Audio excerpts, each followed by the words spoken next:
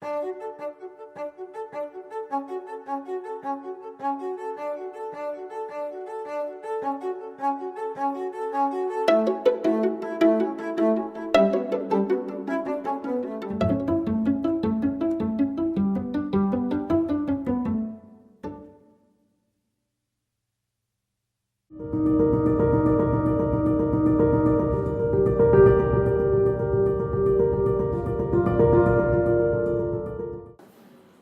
you po na Mrs. Sensei for the introduction. So please bear with my voice. I have a sore throat. Anyway, this is only 15 minutes, so I hope you could get something from this presentation. So as you can see from this topic, you might be not familiar with the technique, the AHP and DEMATEL. So as a faculty here at De La Salle University, one of our research interests, my research interest and strength is developing quantitative tools that can be used by social scientists and even engineers. So in this case, I am introducing a quantitative tool that might be useful as well in this area. So to give you some context on why we are doing this, so of course, what motivates us to do this research, and hopefully if you share this kind of motivation, we could work together. We can do some collaboration later, and trying to introduce the methodology that we are developing here at De La Salle University, which I am the main proponent. And of course, trying to show that it can be applied to the problems involving sustainable sanitation or sanitation value chain. So the first question is why we have to look at this value sanitation chain or sustainable sanitation from the lens of nexus thinking. Because the nexus is a catchword that you can get more funding. That's a practical answer. But actually, if you look these grand challenges of the 21st century, especially the young generations, you have to really consider the interactions among these resources, including the land, food, water, energy, and of course, the climate. And in this case, we have to look at the interactions, the interdependencies among these issues, the water security, the food security, the energy security, and try to understand how a value chain in sustainable sanitation could be one possible solutions to address some of these issues. And of course, you have to consider as well the pressures that we are now being subjected, like climate change, the high rate of urbanization, of course, the inevitable population increase and societal demand. With an increase of population, there will be an increase in energy, food, water, and other resources. And these are possibly competing issues. And of course, to put this context in a local context in the Philippines, we have problem, particularly in the adequacy of safe water. Even we have problem in poor sanitation. And in this case, you can see how much it's related to health issues. For example, the public hygiene, in particular like diarrhea incidence, is increased during disasters. Why? Because of course, improper sanitation and lack of safe water. So, with this context of our research group, in fact, the Waste and Resource Management Group, with the one unit in this unit being led by Dr. Irene Resido, the Water and Wastewater Research Group, we tried to deploy a well-known and low-tech technology to come up with what you call a sustainable management of aqua or water for resilient 21st century communities. So this is one of our ongoing projects in the context of Nexus. And in this case, this seed grant being funded by USAID and of course in collaboration with a local government unit and a university situated in that community. So this is the team. It is interdisciplinary in nature. It composed of course, chemical and environmental engineers like me and social scientists. Dr. Maring Ida was here before. He is our social scientist, and we have also civil engineers in this team. And if you would like to know more about the output of this research, you can check one of our papers published in an open access high-impact journal on sustainability. Here, we tried to use quantitative techniques on trying to understand the attitude and even trying to make sense of the perception toward the ecotourism systems especially in the rural areas. And we use some statistical techniques or quantitative tools. But in my presentation, I'm introducing another technique, which I hope you could appreciate in the future. So, again, why do we have to advocate eco-toilet or bio-toilet? Because this is one problem now in the Philippines is actually even in other developing countries, this mindset of using toilets as a flush and forget. You flush the waste, then never mind what happened to those waste. This is the typical mindset, okay? Because of this, we have a big problem, and if you look at this, even the water consumption rate in trying to address this sanitation is very high. How we could reduce the water consumption at the same time try to reduce the contamination brought by improper septic system. For our foreign delegates, you might not get this photo. This is a popular movie in the Philippines. Ang babae in the septic tank, a woman in a septic tank. It's a very good story. But I haven't watched it actually, the whole story movie. But you can ask some of my friends. But the idea is just to emphasize this problem of septic tank. Of course, we have septic tank. We have regulations on what is the proper design of septic tank here in the Philippines. Again, even we love regulations, but the implementation is always a problem. Okay, so this is another issue that we are looking at. Therefore, solving this kind of problem, of course, would be a win-win if we could look at this from the point of view of nexus. In fact, Dr. Arlene Orbisido already mentioned these concepts like the energy recovery, the water recovery, and even nutrient recovery. And if you look at, okay, the wastewater, what waste derived from your toilet, what if we can derive resources from it? If we change that mindset, perhaps there must be some hope in trying to address these problems. And again, if you have watched another movie, a Hollywood movie by Matt Damon, if you remember The Martian, it's a 2015 movie. It's a sci-fi movie wherein the astronaut was left behind. And what he did is, of course, trying to engineer a system wherein he can survive in spite of the limited resources. And as you can see, he used his poop, literally, to grow his food. And this is actually what we are facing in the future, maybe in the near future, because of the pressures that I mentioned earlier, like climate change, high urbanization rate, population growth, with the constraint of resources. If we have infinite resources, it will not be a problem. But of course, in real world, we have resource constraints. So in this case, we need to look at this in a system way of looking at the problem, sense that how we can connect these problems and somehow provide the solution that would address this in a system-wide perspective. And one cool idea is trying to close the loop. Close the loop. That's why we have now a catchword in circular economy. How we can close the loop. It means how we can use the waste to be a high-value product. And you can look at several researches in this one. And of course, one idea is trying to link sustainable agriculture with sustainable sanitation, which is, I think, you are familiar now because of the presentation of our Indonesian friends. If we can use this as a fertilizer, the waste from the the waste from the sanitation system. Okay, and again, just to use some conventions, of course, we refer to as black waters, the combination of the toilet waste, excreta with urine, and if we look at the separation of the brown water and the yellow water, then what if we can do the source separation? It's the same paradigm in waste management, wherein source separation can be the first step in trying to recover resources from such kind of waste.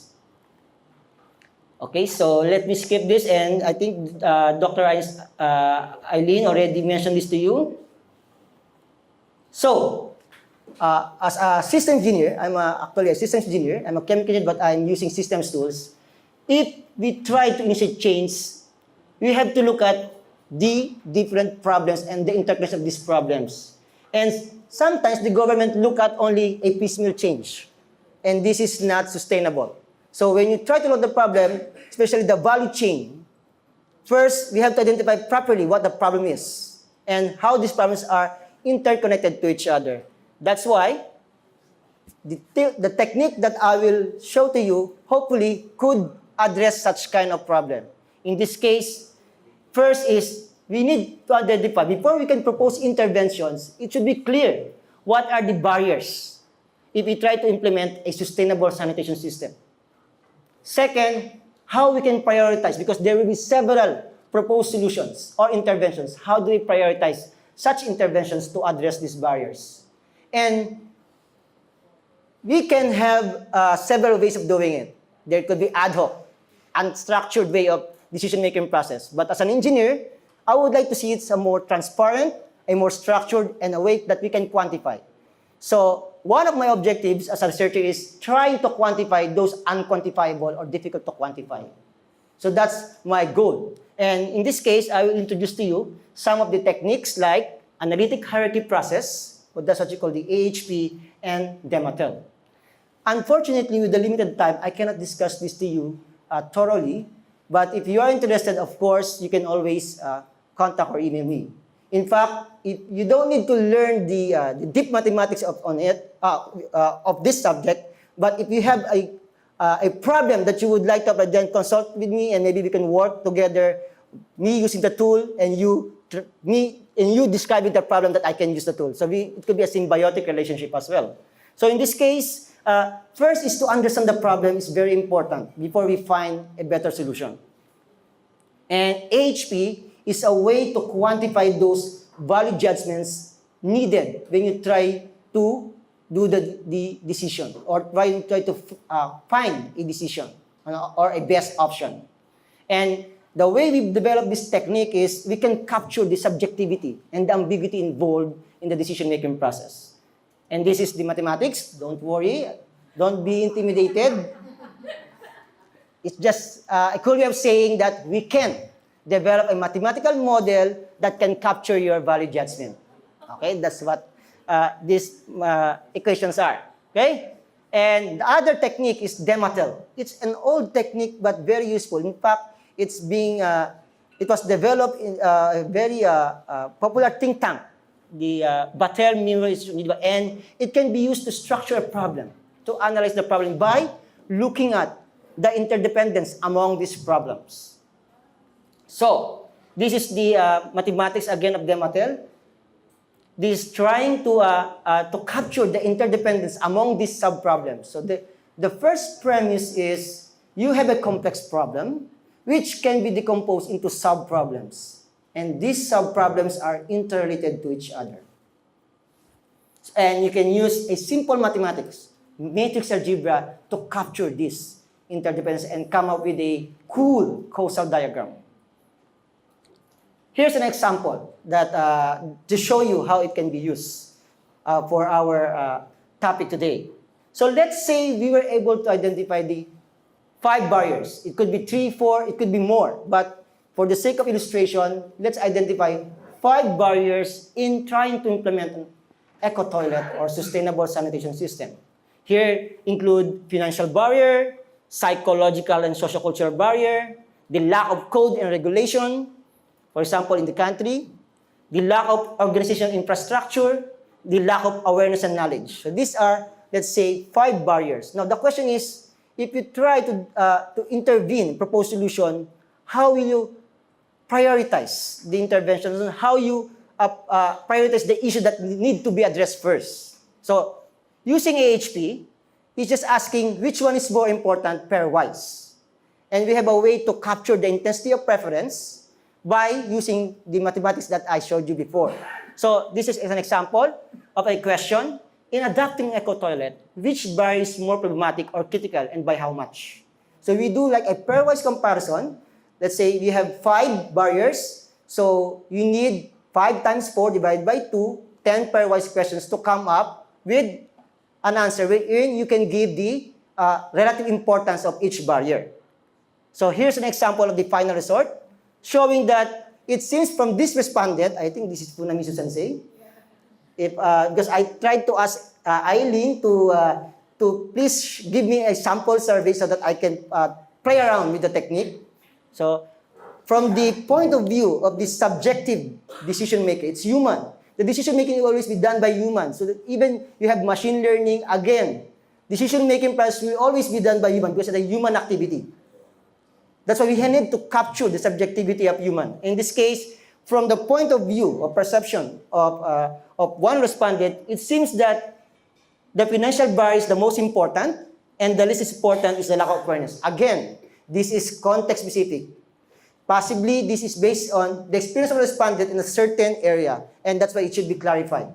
So it doesn't mean that this will be always the correct answer. It depends on the context, the study area, and other factors that you have to consider. Okay, now, another technique that I would like to show you is using DEMATEL. It's in DEMATEL, you are trying to ask, okay, if you have a barrier that can be decomposed into 5 barriers, sub-problems, the question will be, how this first barrier influence the second barrier? Does it have any influence? Is it low influence? High, very high. And we can capture that judgment of a decision maker, and of course quantify it in a cool matrix like this with this numerical intensity.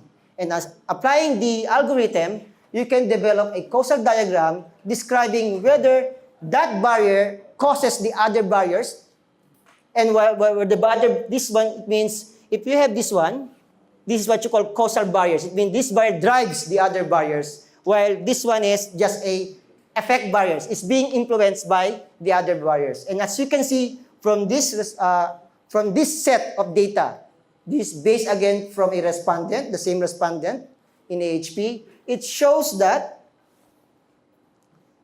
the financial barrier is the main driver that drives the other barriers. And it is interesting to see that the diameter of the circle is actually indicating the magnitude of the priority. So still, this is the main priority. But you can see how these are interconnected in a sense that, for example, the lack of awareness are very much interlinked with the other barriers. Although, in this sense, it is the main driver, but these are pretty much interlinked with the other barriers.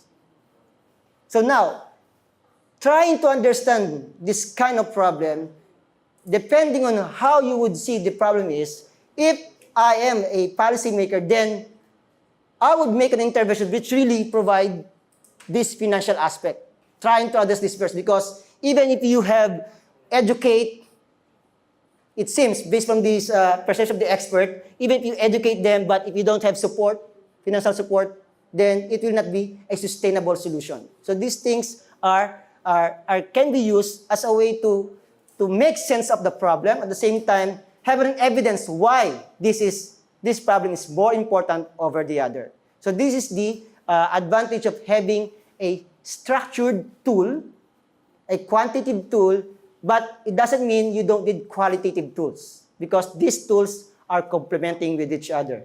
So for my take-home message, because I have run out of time, based on the body language of Funamisu Sensei. So again, we have to look at this mindset, this change of mindset wherein wastewater and excreta should be not considered as a final waste, but a valuable resource. Again, as I have mentioned a while ago, it's context specific. Therefore, there is no one-fits-all approach.